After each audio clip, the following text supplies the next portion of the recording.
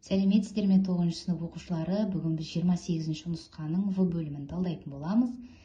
Яғни осы кітапшадағы есептерді біз шығарып аяқтадық. Егер басқа нұсқалардың есептерін көргіңіз келсе, менің Instagram парақшамнан және TikTok қосымшаларынан көруіңізге болады. Так, В бөлімі 11-ші есеп 1, 2, 3, 4 цифрларынан цифрлар қайталанбайтындай қанша 4 таңбалы сан құрастыруға болады.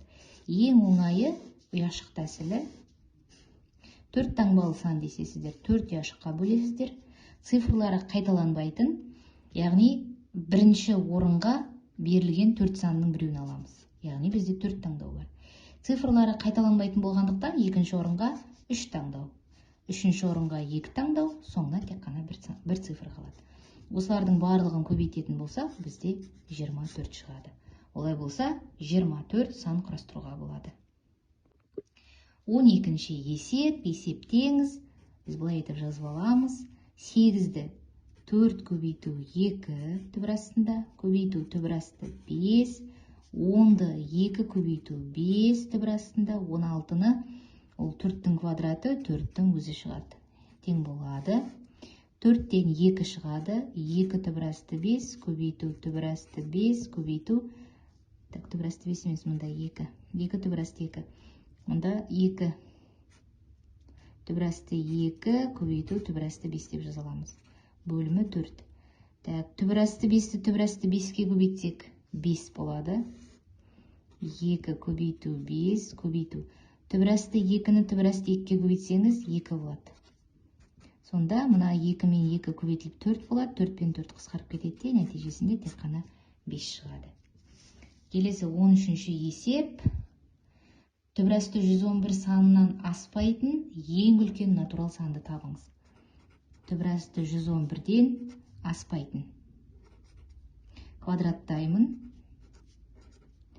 Қандай санның квадраты түбір асты 111-ден аспайды? Так, 81. Жоқ, 100. Яғни А бізде 10-ға тең. Ең үлкен натурал сан. Келесі квадратты бірдің астынан шығаруымыз керек. Бұл жерде А 0-ден кіші екенін беріп қойған. Так, сонда түбір астында 9А квадрат көбейту Б тең болады. 9-дан 3 шығады. А квадрат бізде теріс сан болғандықтан оны модульмен шығарамыз. Көбейту түбір асты Б.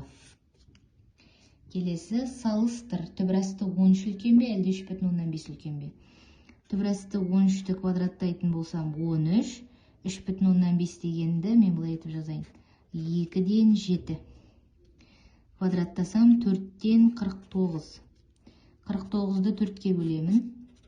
1, 9, 2, 8, 10, 12 бүтін 2, 12 бүтін 125, олай болса, түбір асты 13 үлкен болады екен.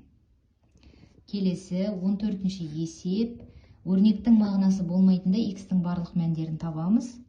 X квадрат минус 5x қосу 6 тең 0-ге. Қосқанда 5, көбейткенде 6 шығатын сандар. Ол енді түсінікті 3 пен 2. Осы x-тің мәні 3 пен 2-ке тең болса, онда өрнектің мәні болмайды. 14-ші есептің бысымен жалғастырамыз. 14-ші есептің бысының бірінші бөлшегі мына формулаға келеді. X минус 1-дің квадраты.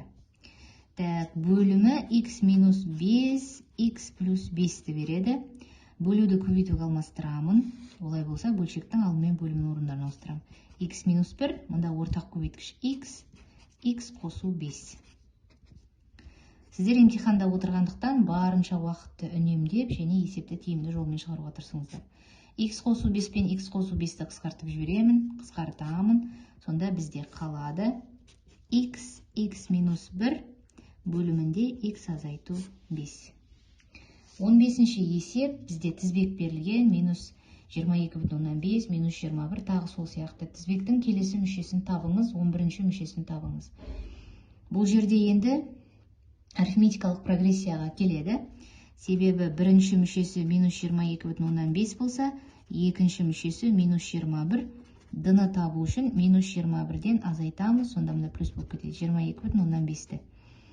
Так, сонда болады 1,5. Д 1,5-ге тең болып тұр. Олай болса, үшінші мүшесін табу үшін минус 22,5-ке қосамын 2 көбейту 1,5-ті.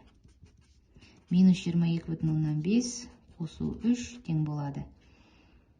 Так, минус 19,5. Үшінші мүшесі, яғни келесі мүшесі тізбектің минус 19,5. 11-ші мүшесін табу үшін А11 тең болады. Бірінші мүшесіне 10 еселенген д-ны қосамыз. Минус 22,5 қосу 1,5-ті 10-ға көбейтем, 15 тең болады. Так, минус 7,5. 11-ші мүшесі минус 7,5. 16-шы есеп. Қорапта 3 қызыл және 6 ақ шар бар. Алынған шардың қызыл болуының ықтималдылығы. Егер біз А оқиғасын қызыл болудың ықтималдылығы деп алатын болсақ, барлық шар бізде 9, сонда 9-дан 3, немесе қысқартсақ 3-тен 1. Келесі ақ болуының ықтималдығы. В оқиғасы деп алайын. 9-дан 6, немесе 3-тен 2. Келесі көк болуының ықтималдылығы.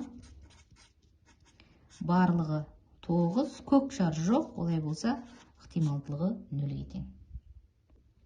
18-ші есеп. Катер ағыспен 36 км және өзенде 20 км жүзіп, барлық жолға 5 сағат жұмсады. Егер ағыстың жылдамдығы 2 км сағат болса, катердің меншікті жылдамдығын табыңыз. Бүгін мен сіздерге түгел есептің шартын жазып көрсететін боламын.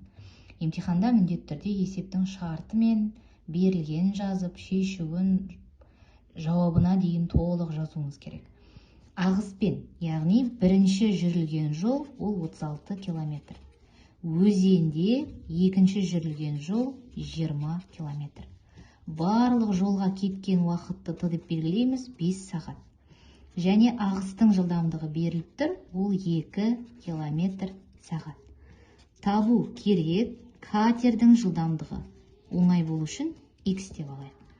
Шешуі S тең болады V көбейту Т формуласын қолданатынымызды білеміз. Бірінші ағыспен жүзді. Олай болса катердің жылдамдығына ағыстың жылдамдығын көбейтіп, қандайда бір уақытта 36 км жүрді. Өзенде қандайда бір уақытта 20 км жол жүрді. Т1, Т2-нің қосындысы ол бізде Т-ға тең. 5 сағат. Олай болса, Т1-ді тауып аламын, 36-ны X қосу 2-ке бөлем. Т2-ні тауып аламын, 20-ны X-қа бөлем. Осы екеуін қосқан кезде 5 сағат шығады. 36 бөлінген X қосу 2 қосамын, 20 бөлінген X тең болады 5. Мүмкін мәндер жиынын ұмытпаймыз. X қосу 2, қазір ортақ бөлімін осы жерге жазып жатырмын, тең болмау керек 0-ге. X тең болмау керек 0-ге, X тең болмау керек минус 2-ге. Және біздің X-іміз 2-ден үлкен болу керектігін ескертеміз. Өзен ағысының жылдамдығына байланысты. Так, қазір ортақ бөлімін жазбаймын, тек толықтауыш көбейткіштерін жазып кететін болам. X қосу 2, X қосу 2. 36 X қосамын, 20 X қосу 40 тең болады. 5X квадрат қосу 10X. Барлығын бір жаққа шығарамын. 5X квадрат. Так, минус 46X минус 40 тең 0. Дискриминант тең болады. 2116 азайту 4 көбейту 5 көбейту минус 40 шығады 2916, ол бізде 54-тің квадраты. X1-ді тапқан кезде осылай жазасыздар. 2 көбейту 5, 46 азайту 54. Бұл жерден терістен шығады. X2 тең болады. 46 қосу 54 бөлу 2 көбейту 5. 100-ді 10-ға бөлем 10. Мына жерде есептеп қойын, сонда да 10, мұнда минус 8. Бұл бізде бөгде түбір. Жылдамдық бізде теріс сан болмайды. Олай болса, жауапқа тек қана аламыз 10 километр сағатты. Катердің жылдамдығы 10 километр сағатты. Осының барлығы сіздердің жұмыстарыңызда жазылып тұру керек. 19-шы есеп, есептеңіз. Бұл жерде келтіру формуласын қолданамыз бірінші. 4 көбейту синус 70 градусты 90 градус азайту 20 градус деп аламын. Көбейту синус 20 градус бөлімінде косинус 50 градус тең болады. Так, 4 90 градуста косинус 20 градус болып кетеді. Бірінші ширек таңба өзгермейді. Синус 20 градус бөлімі косинус 50 градус. Ары қарай, мына 4-ті 2 көбейту 2 деп аламын. Сонда 2 көбейту косинус синус 20 градус менде береді. 2 көбейту синус 40 градусты. Бөлімі косинус 50 градус. Енді алымындағы немесе бөліміндегі өрнекті келтіру формуласына келтіреміз. Синусты жазамын. Синус 90 градус азайту 50 градус. Немесе косинусты жазуымызға болады. Тең болады. 2 косинус 50 градус. Бөлімінде косинус 50 градус тең болады. Қысқарып кетеді. Тек қана 2 деген сан шығады. Келесі 20-шы есеп теңсіздікті шешіңіз. 3х куб минус 2х квадрат минус х кем немесе тең 0. Х-ті жақшан сыртына шығарам. 3х куб минус 2х азайту 1 0-ге теңестірем. Х тең 0. Енді 3х квадрат. 3х квадрат минус 2х минус 1-ді 0-ге теңестірем. Дискриминант табамыз. 4 минус 4 көбейту минус 3, ол бізде 16 болады. Х1 тең болады. 2-ні 3-ке көбейтем 6, 2 минус 4 тең болады. 6 минус 2 минус 3-тен 1. Х2 тең болады. 6, 2-ге қосамын 4, 1-ді. Енді сан түзуіне саламыз, белгілейміз. Так, бояймын минус 3-тен 1, бояймын 0, бояймын 1. Аралықтарға бөлемін. Так, ең оңайы минус 1-ді алам. Минус 1, минус 3, минус 2, минус плюс 1. Так, таңбасы минус. Минус, плюс, минус, плюс маған 0-ден кіші аралық керек. Сонда жауабы минус шексіздіктен минус 3-тен 1-ге дейін және 0-ден 1-ге дейін.